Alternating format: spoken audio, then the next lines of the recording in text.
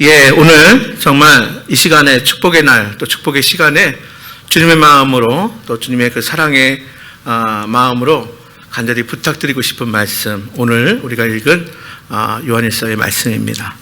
꼭 당부드리고 싶은 말씀입니다. 자, 우리 지난 주간에는 예배에 관련돼서 우리가 함께 나눴고요. 오늘은 사랑입니다.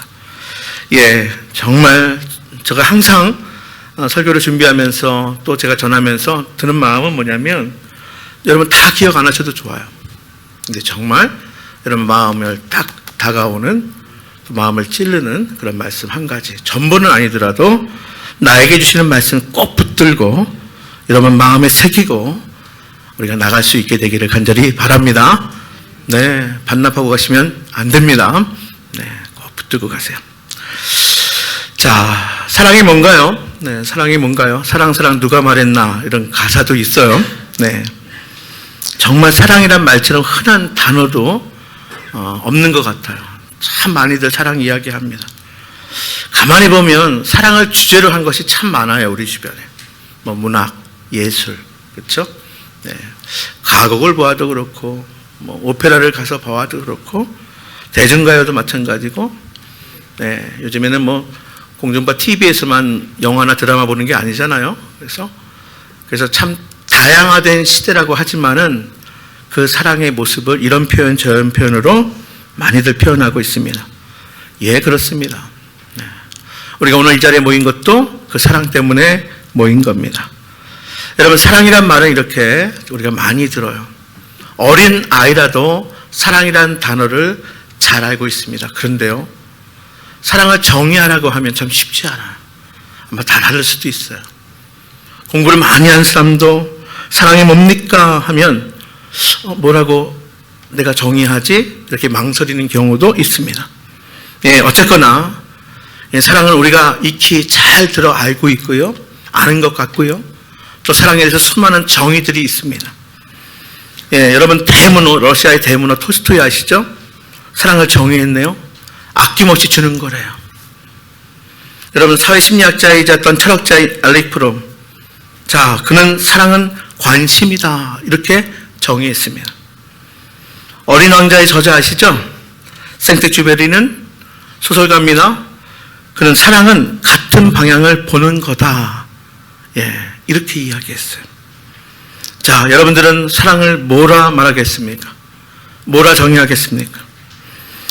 예, 저는요, 올해는 특별히 작년에 표효를 위해서 기도하고 또 올해 목회를 위해서 기도하면서 사랑을 그렇게 정의했어요. 사랑은 환대다. 그렇죠? 근데 성경에 보면 사랑과 환대를 동의어로 많이 씁니다. 구약에도 마찬가지지만 특별히 신약의 교회에서는 이 환대가 아주 중요한 사랑의 표현입니다. 그 신뢰들을 엄청 많이 보여주고 있습니다. 마치 신약 성경은 무수한 환대의 보물창고와 같다.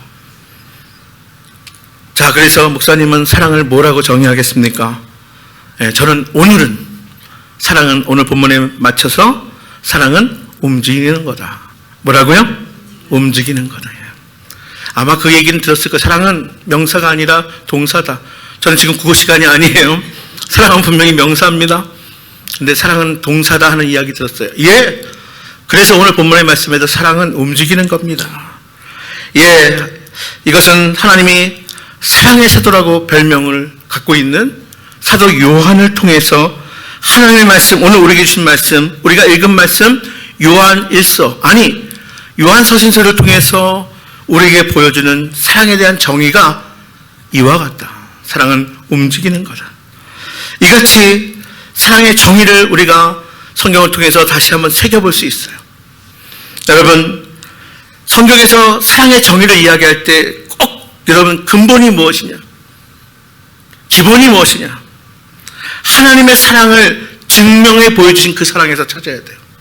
하나님의 사랑을 나타내 보여주신 예수님으로부터 사랑이 정의된다는 사실이에요.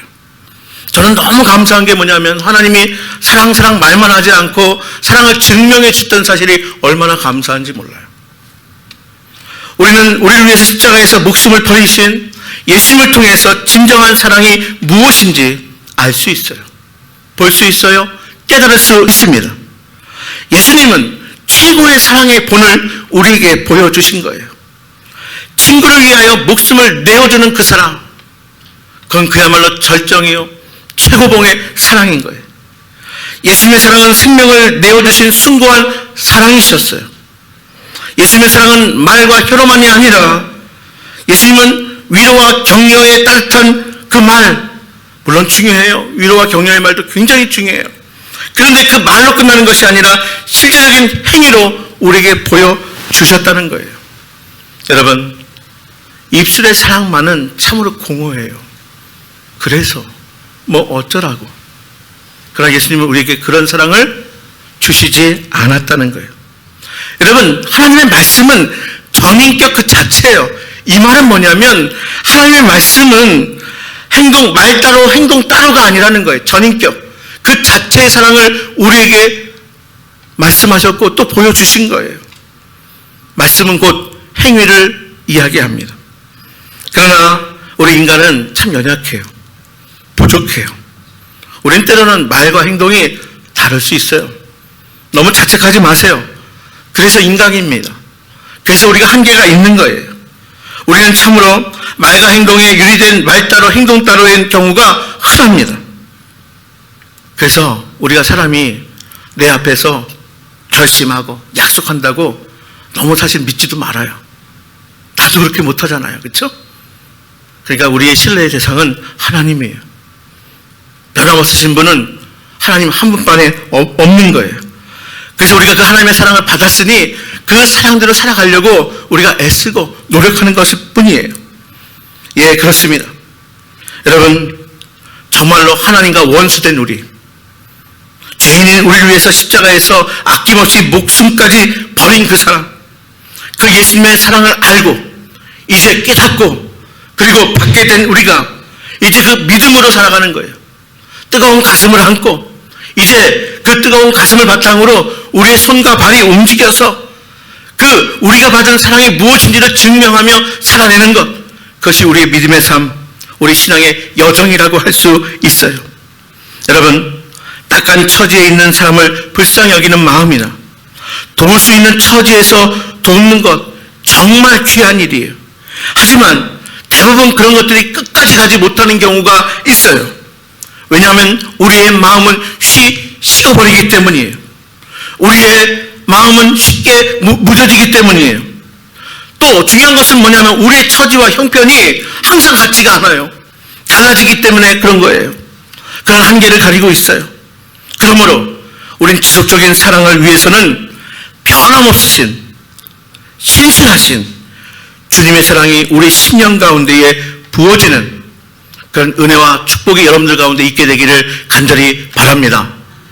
그래서 오늘 교회 소식에도 말씀드린 것처럼 세상을 환대할 수 있는 힘은 오직 예수 그리스도의 그 사랑의 바탕에 있다는 사실을 기억할 수 있기를 간절히 바랍니다.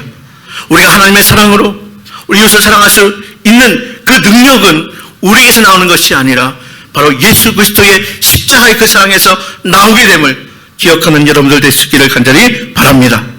여러분, 오직 우리의 참사랑의 근거는 십자가에서 이미 보여주시고 증명하시고 우리에게 다 주신 그 예수님의 사랑임을 기억하면서 오늘 본문의 말씀을 통하여 그 참사랑이 어떤 사랑인지 우리가 함께 살펴보도록 할게요. 첫 번째, 참사랑은 먼저 눈과 귀를 움직입니다. 사랑은 움직이는 건데 먼저 뭐가 움직여요? 눈과 귀가 움직여요.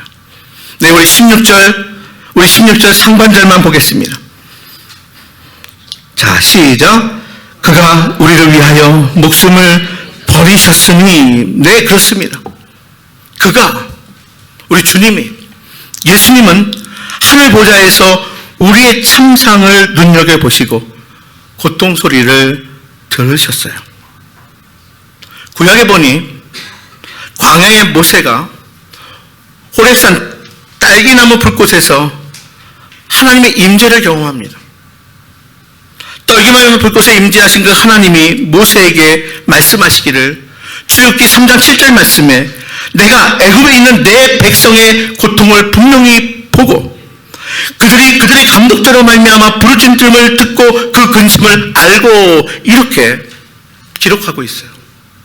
하나님, 내 백성, 내가 그들의 고통을 분명히 보았다. 그들의 부르짖음을 내가 들었다. 모세에게 먼저 말씀하세요. 여러분, 사람은요, 우리가 보고 듣는 것대로 가게 되어 있어요.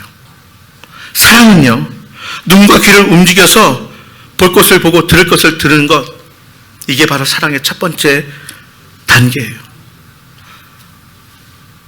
예수님 복음서에 보면 예수님께서 비유로 말씀하실 때 제사장과 레위인은 여리고로 내려가다가 강도 만난 사람을 보고도 못 본 채 했어요. 강도 만난 사람의 그 고통 소리를, 신음 소리를 들었을 텐데 못 들은 채 했어요.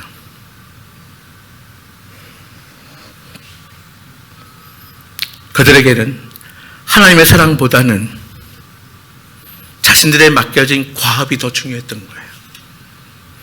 그들에게는 예수 그리스도의 그 희생적 하나님의 사랑보다는 자신을 더 사랑하는 마음이 더 컸기 때문이에요. 반면에 사마리아인은 거의 죽게 된 강도 만난 사람을 보았어요. 그의 고통 소리를 들었습니다. 그의 신음소리를 생생하게 들었어요.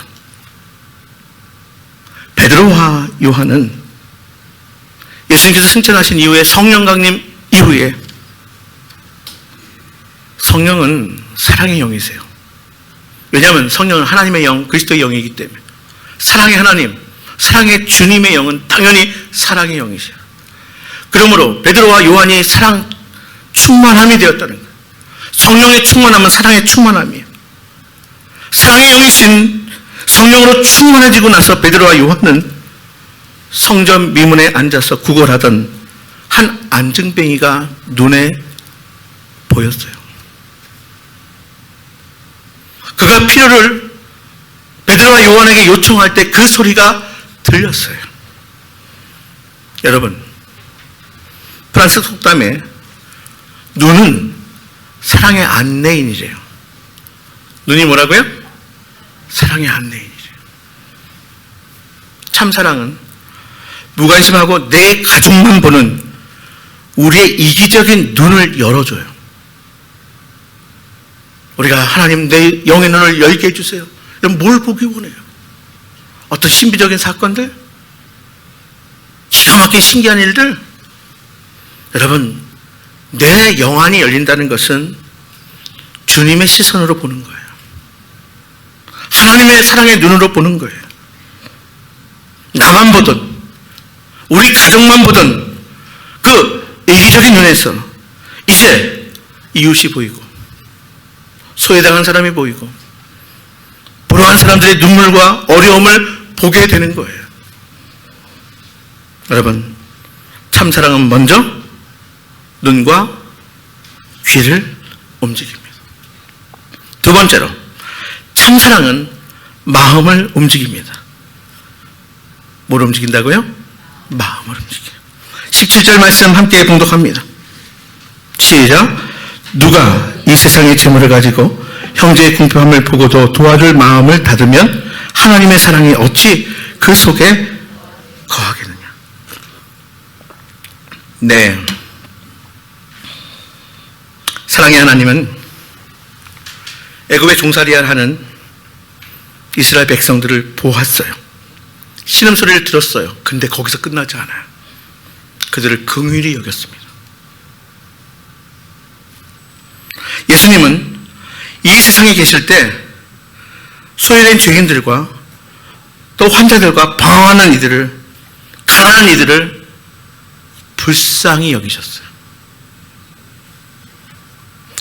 하나님은 우리 모두에게 사랑을 담을 수 있는 그 그릇을 주셨어요. 그게 우리 마음이에요. 17절 다시 한번 우리가 보면, 이 세상의 재물을 가지고 형제의 궁핍함을 보고도 도와줄 마음을 닫으면 하나님의 사랑이 어찌 그 속에 거하겠느냐. 그렇습니다. 뜨거운 불이 용기의 물을 움직여서 끓게 하는 것처럼 불타오르는 사랑은 그 하나님의 사랑을 담은 우리의 마음을 끌어오르게 해요. 움직이게 합니다. 여러분, 여러분들의 마음을 끌고 있는 누군가가 있습니까? 자꾸 마음에 가는 여러분의 마음을 움직이는 그 이웃이 있습니까? 자꾸만 여러분들의 마음에 부담이 되는 다가오는 소외된 사람이 있습니까? 하나님이 우리에게 주신 우리 주님의 마음이에요. 하나님이 저와 여러분에게 주신 하나님의 마음이에요. 참사랑은 마음이 움직이는 거예요. 마지막으로 세 번째, 참사랑은 손과 발을 움직입니다. 뭘 움직인다고요? 손과 발을 움직여요. 우리 18절 말씀 함께 봉독합니다. 시작. 자녀들아, 우리가 말과 혀로만 사랑하지 말고 행함과 진실함으로 하자. 하나님은 애굽의 이스라엘에게 내려와 그들을 건져내셨어요.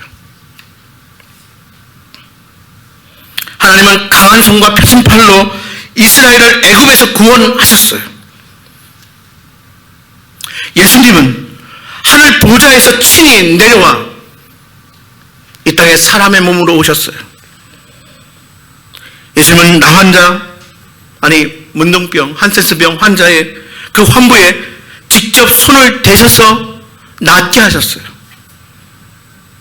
마침내 우리의 죄값을 위해 예수님은 십자가에 자신의 손과 발을 모두 내놓으셨어요.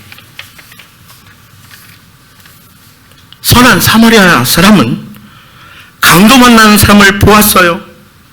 불쌍히 여기는 마음을 가졌어요. 여기서 끝나지 않고 직접 가까이 가서 손으로 그의 상처에 귀한 기름을 부었어요. 자신의 나귀에 태웠어요. 그리고 주막에 데리고 갔어요. 그를 돌봐달라고 기꺼이 대가를 지불했어요. 베드로와 요한은 성전 미문에 앉은 안진뱅이를 향하여 보고 긍휼한 마음을 품고 자신의 발을 움직여 다가갔어요. 그리고 예수 그리스도의 이름으로 일어나 걷고 뛰는 기적을 베풀었어요.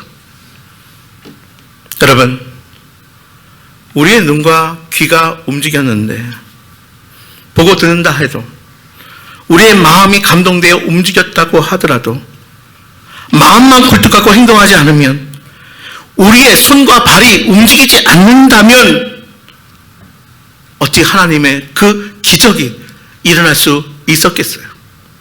우리가 움직이지 않는다면 무슨 소용이 있겠습니까? 여러분, 가식적인 사랑은 혀끝에 있지만 참사랑은 손끝에 있다, 이런 말이 있어요. 물이 끓으면 용기의 뚜껑을 움직이는 것처럼 참사랑에는 손과 발을 움직이는 힘이 있기 마련이에요. 그렇기 때문에 사랑의 하나님은 바로 사랑의 사도인 사도 요한을 통해서 우리가 행함과 진실함으로 사랑하자, 이렇게 말씀하고 계십니다. 제가 종종 쓰는 예화예요. 어떤 사람이 추운 겨울에서 굶주리며 떨고 있는 한 소녀를 보았어요. 이 사람이 너무나 화가 났어요. 하나님, 너무나 불공평하시다고 하나님께 묻습니다. 하나님, 왜 하나님은 이렇게 불공평한 상황을 만드셨습니까? 왜 저 아이에게, 저 연약한 아이에게 왜 아무것도 하나님은 해주시지 않으시나요? 그날 밤 그는 하나님의 대답을 듣게 되었어요. 나는 그 아이를 위해서 너를 만들었단다. 나는 그 아이를 위해서 그날 밤, 그 추운 밤 너를 그 아이에게 보냈단다. 어찌 아무것도 해주지 않았느냐? 그날 밤 나는 그 아이를 위해 너를 그곳에 보내주었는데 너는 어찌 아무것도 해주지 않고 나에게 이야기하느냐? 여러분, 예수님은 우리를 사랑하기 위해 신의 인간이 되셨어요. 하나님은 우리도 역시 형제와 이웃을 사랑하도록 눈과 귀, 또 마음과 그리고 손과 발을 주셨습니다. 사랑과 기침은 감출 수 없다고 합니다. 사랑은 움직이는 거예요. 고인물은 썩기 마련입니다. 행동하는 사랑이 참 사랑입니다. 우리 주님의 계명에 따라 사랑을 실천하는 주님 안에 거하고 주님을 또한 우리가 그 안에 우리가 거함으로 주님의 마음에 모신 사람, 거룩한 성전으로 살아갈 수 있게 되기를 간절히 바랍니다. 네, 여러분, 또 제 눈에 여러분들의 자녀들, 그렇죠? 이 모두가 예수님을 모시고 사랑의 예수님 때문에, 그 사랑 때문에 눈과 귀를 움직이고 또 마음을 움직이고 손과 발을 움직이며 살아갈 수 있게 되기를 바랍니다. 그래서 올 한 해 정말 하나님이 기뻐하시는 귀한 예배를 통하여 우리가 세상을 환대하는 우리 주님의 귀한 사랑을 힘입어서 또 우리가 세상을 사랑하며 살아가는 복된 한 해가 될 수 있기를 바랍니다. 그렇게 한 사람 한 사람이 좋은 교회예요. 내가 교회고 우리가 교회예요. 그런 이들이 많이 모인 곳이 참 좋은 교회입니다. 돌아가셨지만 테레사 수녀님이 사랑의 손이 닿는 곳에 주님이 계십니다. 이런 말을 했어요. 사랑은 거창한 이론이 아닙니다. 사랑은 뭐 뛰어난 말이 아니에요. 사랑은 오직 행동으로 참 모습을 드러냅니다. 우리 가까운 곳에서 사랑을 할 수 있기를 간절히 바랍니다. 사랑받았으니 사랑하며 살아갑시다. 주님의 눈과 귀가 되고 주님의 마음을 품고 주님의 손과 발이 되어서 움직이시는 우리 성도님들 모두가 될 수 있기를 주님의 이름으로 축복합니다.